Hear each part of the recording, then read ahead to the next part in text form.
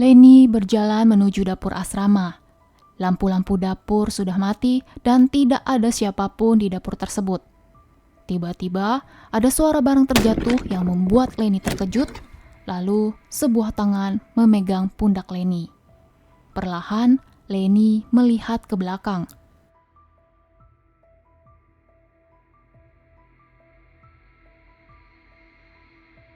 Gila ya kamu Dan, bikin aku kaget aja.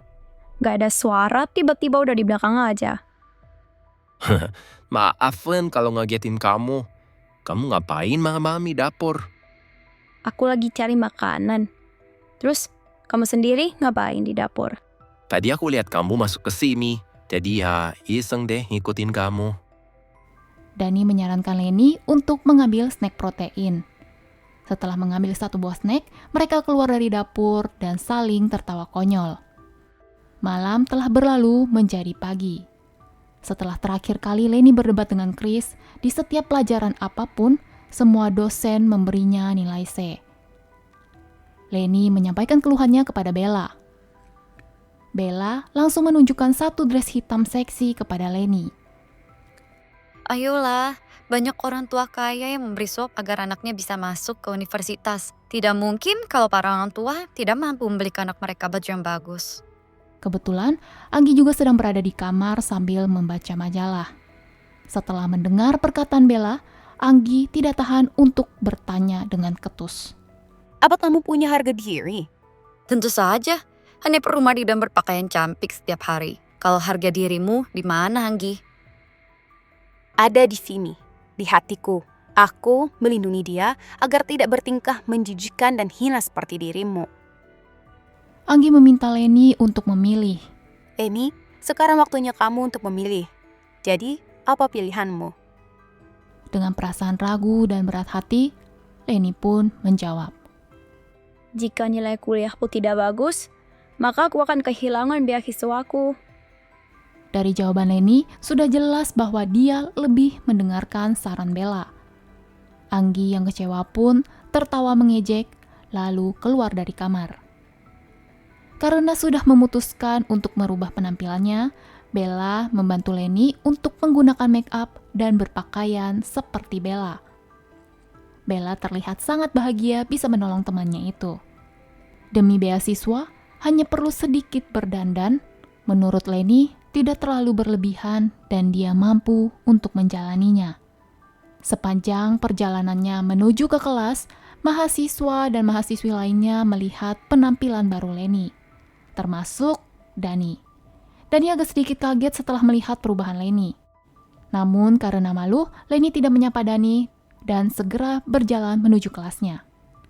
Ketika Leni sudah menginjakkan kakinya ke dalam kelas, seketika perhatian Chris teralihkan melihat penampilan Leni yang cantik dan enak dipandang matanya.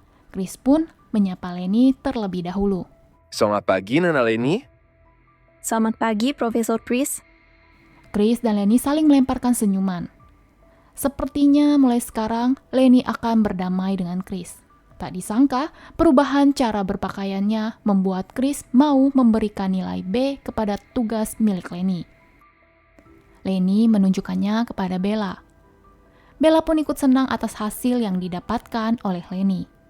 Walaupun Leni mendapat nilai B, namun dia merasa tidak puas dan cemas. Leni berpikir, apakah jika ingin mendapat nilai A, dia harus melepaskan semua pakaiannya di depan Chris? Bella yang mendengarnya tidak merespon apapun. Hari-hari berlanjut, setiap mengikuti pelajaran Chris, Leni akan berpakaian seksi dan menggunakan make up. Hingga pada suatu hari, Chris memberinya sebuah undangan pesta berkedok dengan bimbingan tahunan. Padahal, tidak semua mahasiswa atau mahasiswi mendapat undangan yang sama. Tentu saja dengan senang hati, Leni menerimanya. Semuanya demi nilai yang bagus untuk mempertahankan beasiswanya di Universitas Jaya. Ketika malam pesta, Leni pergi bersama Bella. Tentu saja Bella diundang karena dia merupakan primadona di Universitas Jaya. Chris menyambut kedatangan Leni dan Bella dengan ramah. Pesta ini dihadiri oleh orang-orang terkenal dan hebat. Chris memiliki banyak relasi dan koneksi dengan orang-orang penting. Karena Lenny merupakan seorang atlet lari, Chris mengenalkan Lenny kepada pemilik merek sepatu ternama. Bella pun memutuskan untuk berkeliling di tempat lain dan meninggalkan Lenny bersama Chris. Lenny merasa sangat senang.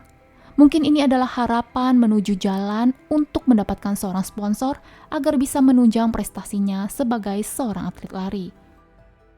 Pada perkenalan itu, Lenny berhasil mendapatkan kartu nama sang pemilik merek sepatu.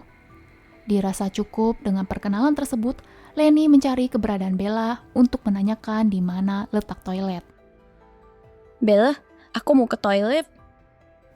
Sudah beberapa kali Bella datang ke rumah mewah itu, jadi dia tentu tahu persis di mana saja letak toilet berada. Oh, toilet ada di lantai 2. Naik tangga, terus ke sebelah kanan. Kamu mau aku temanin? Oke, tidak perlu. Aku coba cari sendiri ya. Terima kasih, Bella. Oke, Len. Aku tunggu di sini ya. Lenny segera melangkahkan kakinya menaiki tangga menuju ke lantai 2 rumah mewah itu. Sebelum sampai ke toilet, beberapa lukisan yang terpajang di dinding rumah membuat mata Lenny tidak bisa mengalihkan perhatiannya. Seketika, Lenny melupakan tujuannya sejenak untuk pergi ke toilet. Lenny lebih tertarik untuk melihat sebuah lukisan yang terpampang di dinding tersebut. Saat sedang asik mengagumi lukisan tersebut, Chris datang menghampiri Lenny dan menjelaskan arti lukisan tersebut, lalu menyombongkan dirinya karena berhasil mendapatkan lukisan dari acara lelang. Hai Nona Lenny, bagus ya lukisan ini. Aku mendapat lukisan ini dengan harga 500 juta rupiah dari acara lelang. Lenny sedikit terkejut dengan kedatangan Chris yang secara tiba-tiba. Lalu dengan sombongnya memamerkan harta yang dia dapatkan. Hai Profesor, ternyata ini rumah Profesor. Chris semakin melangkahkan kakinya agar lebih dekat kepada Lenny. Iya, aku memang suka mengadakan pertemuan seperti ini untuk menjaga relasiku dengan orang lain. Bagaimana? Apakah kamu menikmati pesta ini? Karena Chris semakin mendekatkan diri, Lenny mulai merasa tidak nyaman sehingga dia menjawab pertanyaan Chris dengan nada yang gugup. Oh, terima kasih sudah mengundangku Profesor. Aku jadi berkesempatan mendapat sponsor oleh pemilik merek sepatu. Jika kamu senang, aku akan lebih sering mengundangmu untuk bertemu. Apa kamu tertarik? Lenny yang mulai merasakan sebuah ancaman memutuskan untuk segera pergi dari hadapan Chris sebelum sesuatu hal buruk terjadi padanya. Maaf Prof, aku mau ke toilet. Namun tiba-tiba Chris menarik tangan Lenny. Apa yang akan terjadi kepada Lenny selanjutnya? Apakah Chris akan melakukan hal tidak baik kepada mahasiswinya itu? Jangan lupa nonton episode selanjutnya hanya di channel Cerita Vincat. Kalau kamu penasaran, subscribe channel ini yuk. Terima kasih sudah menonton.